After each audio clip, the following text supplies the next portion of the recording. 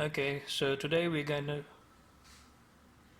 explain about the upper limbs, and here we go, the all bones from the shoulder girdle to the arm, forearm, and the hand.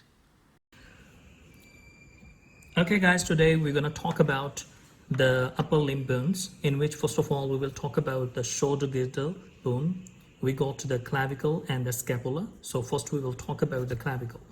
Clavicle is the long bone, and it is the bone that is connecting our upper limb with the axial skeleton.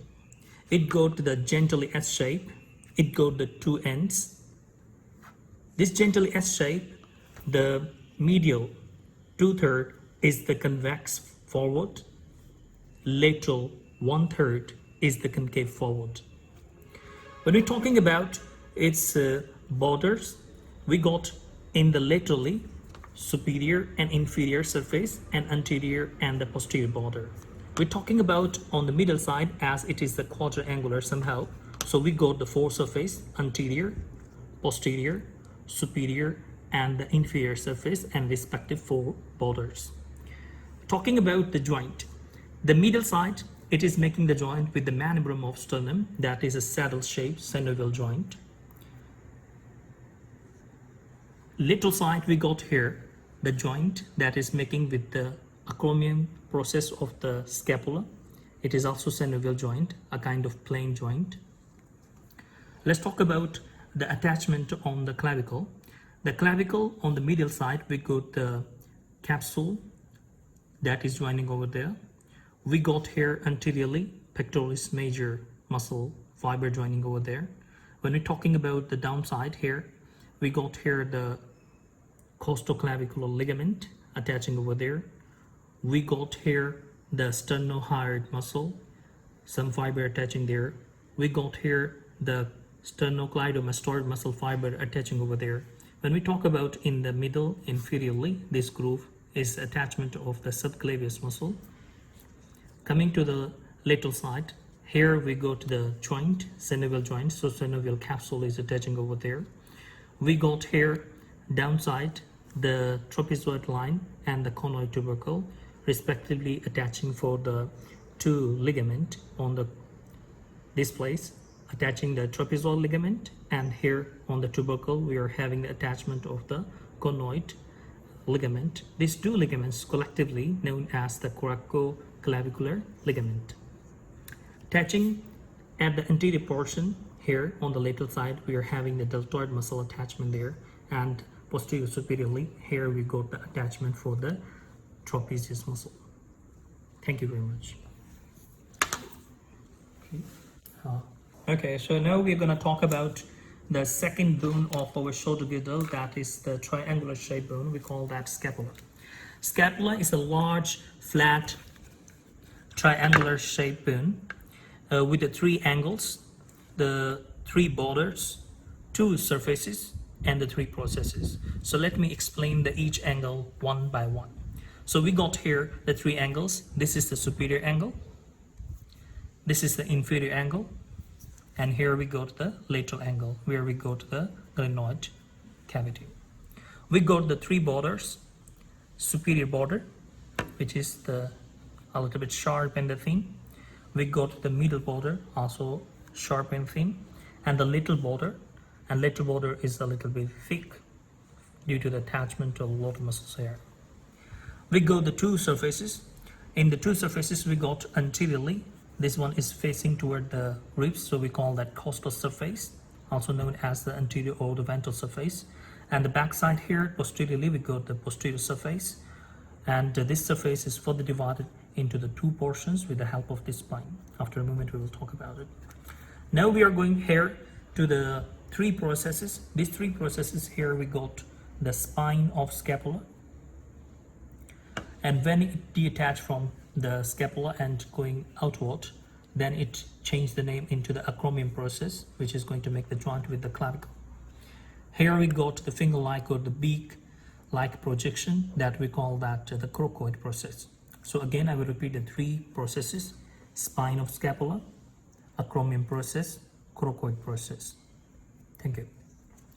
Now we are going to talk about the attachment of the muscles on the scapula. If we are talking about the anterior portion here, this place we call that subscapular fossa. So here we go to the subscapularis muscle. We got here the medial border. Medial border here we are having the attachment of the serratus anterior muscle.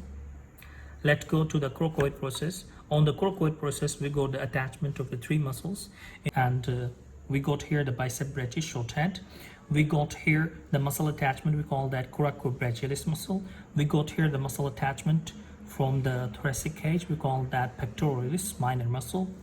So the three muscles we got here.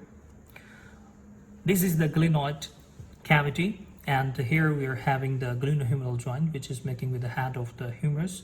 And at this place above and below the glenoid cavity, we got the two muscles attachment. Here above we got here the long head of the bicep brachii muscle is attaching here, and downside here we are having the infraglenoid tubercle where the long head of the tricep brachii muscle attaching over there. At the glenohumeral joint here anteriorly we are having the ligament joining these two names together. We call that the glenohumeral ligament. The glenohumeral ligament anteriorly is having the three parts: superior, middle, and the inferior. After that, we are having the ligament from the crocoid process to the humerus. We call that coracohumeral ligament. We are having the ligament that is attaching between the crocoid and the acromion process. We call that coracoacromial ligament. Let's come to the posterior side.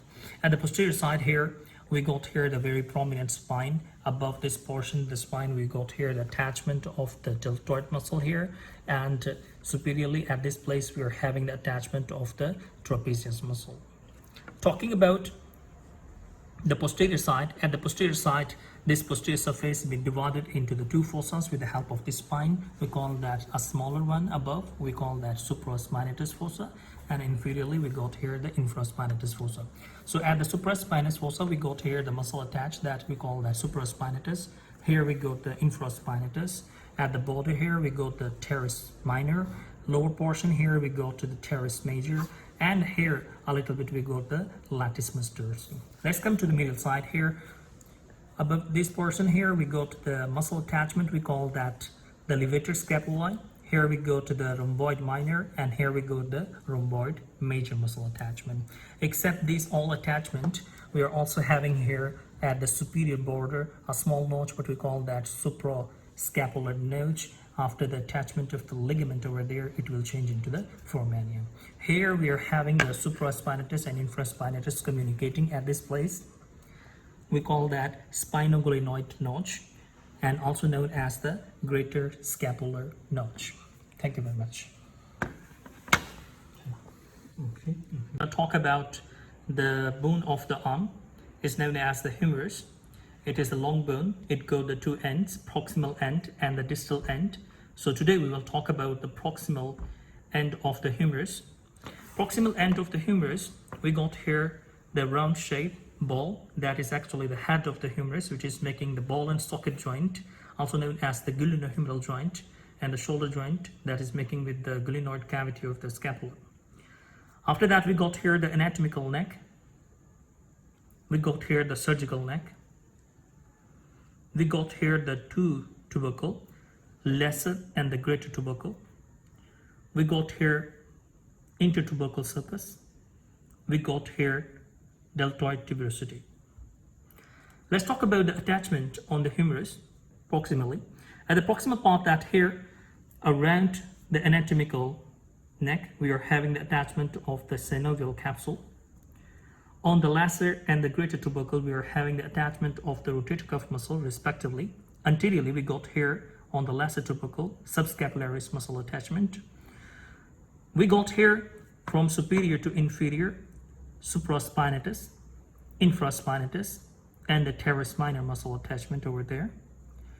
From this groove here, we are having the long head of the bicep tendon muscle passing through here, and here we are having the transverse humeral ligament that is carrying over there.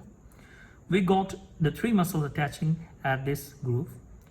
From the laterally, we got the pectoralis major. Most medially, we got the teres major. In between these two, at the base of this groove, we got the attachment of the latissimus dorsi.